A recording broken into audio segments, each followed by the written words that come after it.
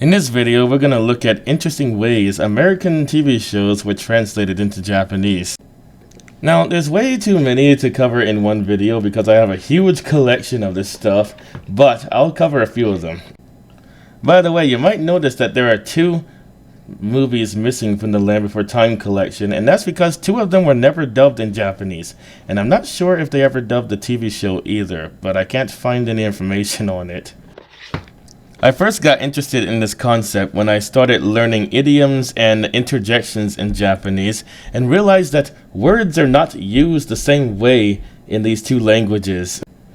When you take the words that make up these idioms and interjections, break them apart, and translate them back into English, they don't translate as the same words. And that got me wondering, in what other ways are the English and Japanese languages different? One good way to find this out is to watch American shows in Japanese and learn how certain concepts were translated. The first movie in my collection is The Iron Giant, the Signature Edition. I actually thought the title was going to be translated as Tetsukyodai or something like that, but it was actually transliterated as Iron Gianto. The original English title is on the cover, and on the side of the case is the transliteration. Now, in a previous video, I have said that 5 channels of audio is very rare on Japanese DVDs and it's more common on Blu-ray, but after buying a lot more DVDs from Japan, it is clear to me that that statement was incorrect. So far, the only Japanese DVDs I have that only have 2 channels of audio are Brave Little Toaster,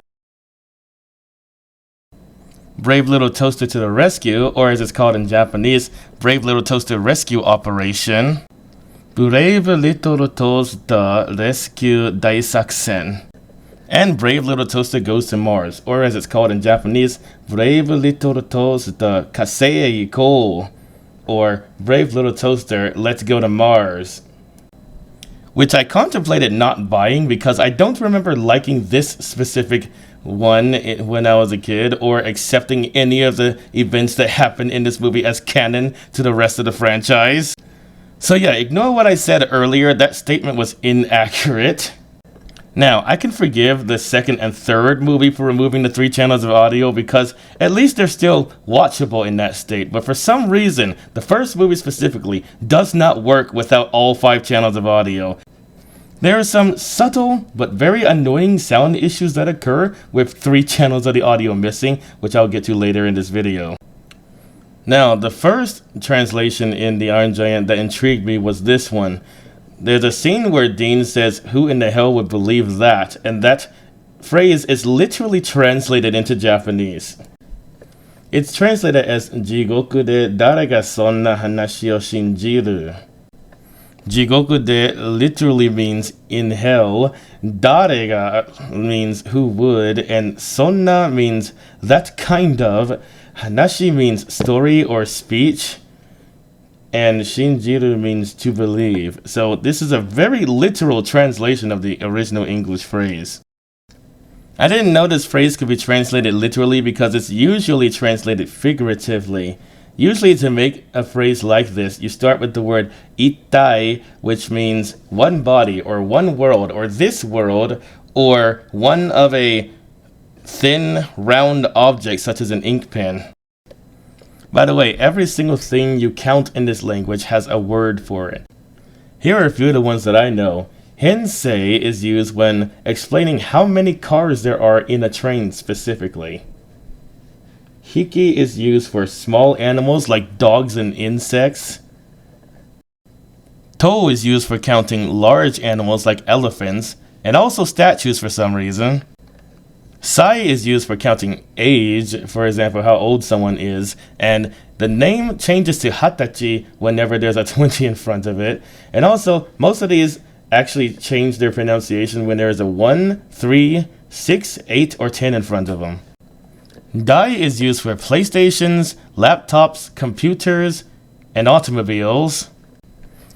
Mai is used for flat objects like a piece of paper or a Blu-ray disc. Ryo is used for counting train cars. And hon is used for counting long, round, fat objects such as trains or bottles. Anyway, to continue with this interjection, first you start with itai, and then you add a word like who, what, or how, and then the rest of the question you were trying to ask. Interestingly, this word can be translated a bunch of different ways depending on who the translator is, how they usually talk, and even the type of character that you're translating. For example, in kids shows, it's usually translated as heck, but in adult-oriented shows, it's usually translated as hell. A dictionary that I have translates it as what the devil, and I've also seen it translated as what in the world, what in heaven's name, and what in God's name. So it really just depends on the translator. Another interesting translation in this movie is that scene where Hogarth notices the giant's hand in the kitchen and he exclaims, "Oh my God." In the Japanese version, he says this in English as well, and this is the only scene where that happens. In every other scene, it's translated as "nante kotta" or some other similar phrase. For example, later on in the movie where the general says, "Sweet Mother of God," that is translated as "Kore wa nante yu koto da." Crossing my fingers that this doesn't demonetize me.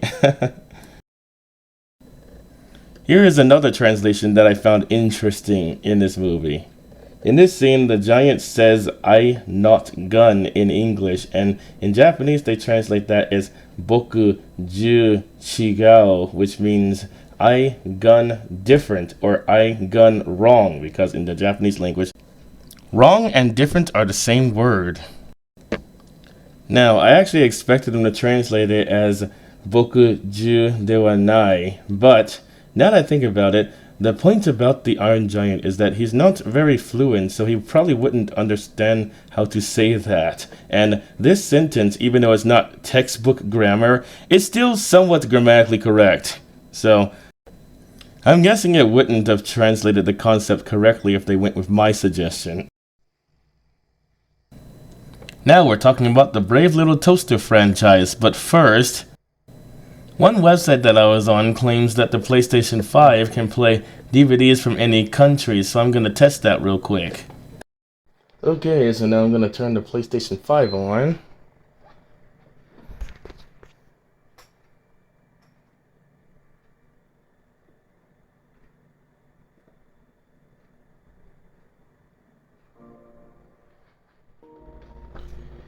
Okay, so that website claims that the American PlayStation 5 can play Region 2 DVDs, so I'm going to test that real quick on this Region 2 disc.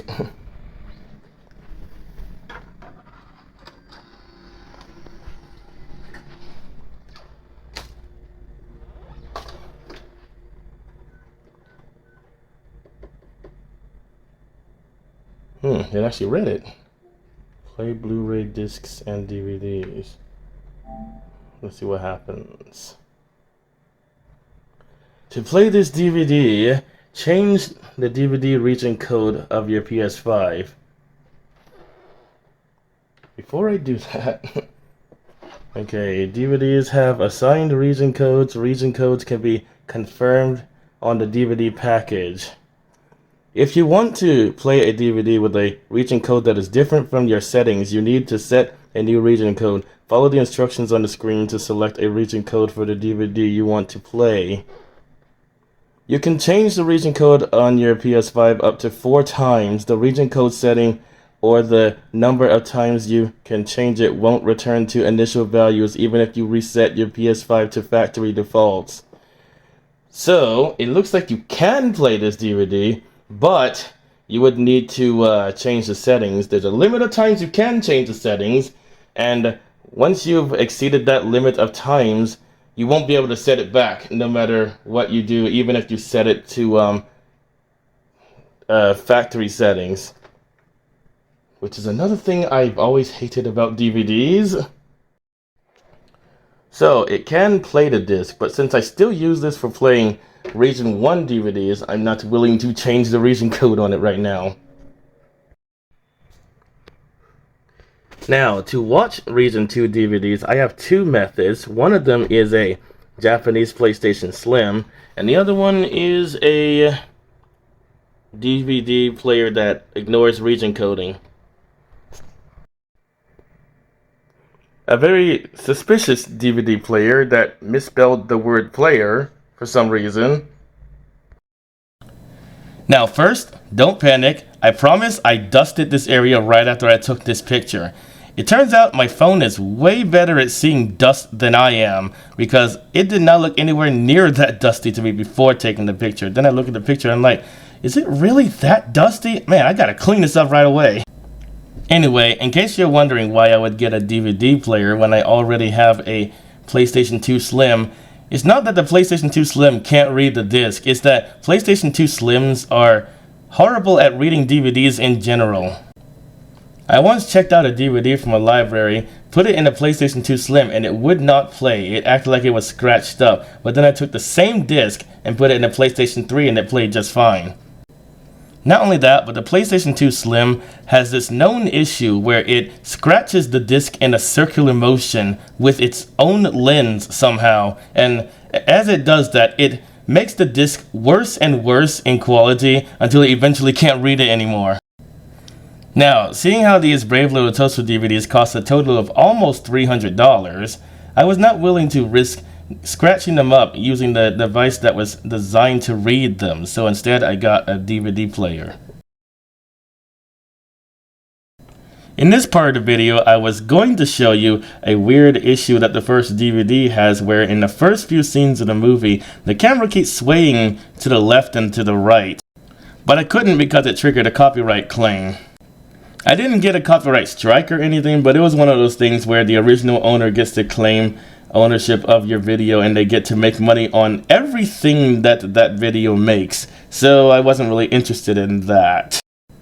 While we're on the subject of copyright, in this song the singer mentions a product name, and even though its name isn't censored in the song, it is censored in the lyrics. Anyway, in all three movies, the center, surround left, and surround right channels of audio have been deleted, and there are some issues with that with the first movie. There are scenes where a character is standing in the exact center of the screen while talking, and because the center channel of audio has been deleted, my surround sound system can't decide which speaker it should come out of. Because there's no center channel of audio, it kept shuffling between the left and right speakers, which made the characters sound like they were jumping from the left to the right very rapidly, and it was really distracting, to be honest. At first I was really quick to blame this issue on 3 channels of audio being deleted, but I'm not really sure if that's the case, because the second and third movie also have 2 channels of audio, but they don't have this issue. It's only the first movie. This DVD menu has a language and subtitle option as well. On the audio options, you can change between English and Japanese. There are 4 subtitle options. The first is Japanese, the second is English, the third is subtitles for dubbing, which are basically subtitles that only come on to translate things like signage, hand signals, and gestures that might differ from culture to culture, and the fourth option is to turn them off completely. The first thing that's interesting about this series is that some of the characters have different names in the Japanese version. For example, the toaster's name is now Brave, the radio's name is Chat, and there's also a snake in the second movie whose name was Murgatroyd, but they changed his name to Snakey in the Japanese dub. Everyone else has the same name. In this franchise, the main characters, and only the main characters, refer to their operator as Master. For this reason, I was expecting to hear the word Goshujin-sama a lot in this translation, but it's not used even once. They only refer to him as Rob in this version. I have 2 hypotheses as to why. It could be that because Rob is an American name, they just didn't feel the need to attach a Japanese suffix to it like san or sama, because those types of suffixes usually aren't attached to American names, since they are aware that we don't use them. Another possibility is that the relationship is being interpreted differently. Instead of master and slave, it's more like close friend and close friend, because in the Japanese language, you don't have to put san or sama or any other suffix behind someone's name if you're a close friend, but only if the other person says that it's okay. It also could be because their most recent memory of Rob is him as a child, and I don't think you normally put san or sama behind the name of a child, unless they're like maybe royalty or something. I'm not really sure about that one. So that also could be a possibility. In the second movie, when introducing Rob to someone, they do refer to him as their master, but everywhere else in the movie, they still call him Rob. In fact, there's a scene later on in the movie where they're racing past Rob and Blanky says, "Hi, master," in the English version, but in the Japanese version, he just says, "What's up, Rob?" Another thing that's really interesting about how this series was translated is how they handle sarcasm, because as it turns out, sarcasm in Japanese works differently than sarcasm in English, so it can't always be translated directly. In the first movie, when Kirby is drowning in the mud, he says, "Oh gee, this was great fun. Let's make these outings a regular thing, okay?" And in the Japanese version, they actually translate that word for word. So this must be one of the rare situations where the sarcasm made sense to the point where it could easily be translated. I actually didn't realize how much sarcasm there was in the second movie until watching it in Japanese and realizing how much of it was removed, because they removed nearly all of the sarcasm in this movie. For example, there's a scene where the toaster is trying to get everybody to clean up but no one's interested, and he says, "Your enthusiasm is overwhelming." And in the Japanese version, they translate that as, "What's wrong with you guys? Where's your enthusiasm?" That happens a lot in this movie. Instead of translating the sarcasm, they translated the character's intentions. Now, I'm actually not sure if the reason why they did this was because the sarcasm didn't translate well, or because there was just too much sarcasm in that movie to the point where it was overwhelming. Because in The Land Before Time 5, which in Japanese is called Littlefoot, the great disaster caused by the leaf-eating bugs, there are a couple of instances of sarcasm, and they are all translated. The issue might be that there's just too much sarcasm in the second Brave Little Toaster movie. Now, I'm going to cover these movies in greater detail later, but since we're on the subject of sarcasm, there's a scene in the fifth movie where Littlefoot says, "At least we're safe from the swimming shark tooth," and Sarah says, "Yeah, I'd much rather get eaten by the kind that walks." In Japanese, she still says that, but instead of wording it as a matter-of-fact statement, it's worded as a question. She says, "So, would you rather be eaten by a Tyrannosaurus?" I think it was actually worded like this, if I remember correctly. Oh, and that's another thing. They don't refer to the meat eaters as Sharptooth until like the sixth movie. So prior to that, they just refer to them as their scientific name. But I'll cover that in greater detail when I actually talk about these movies in the future. Anyway, that's all I have for this video, and I'll see you next time. Next, we'll be talking about the Rugrats movie, which I have both the English and the Japanese version of. Rugrats in Paris and Rugrats Go Wild.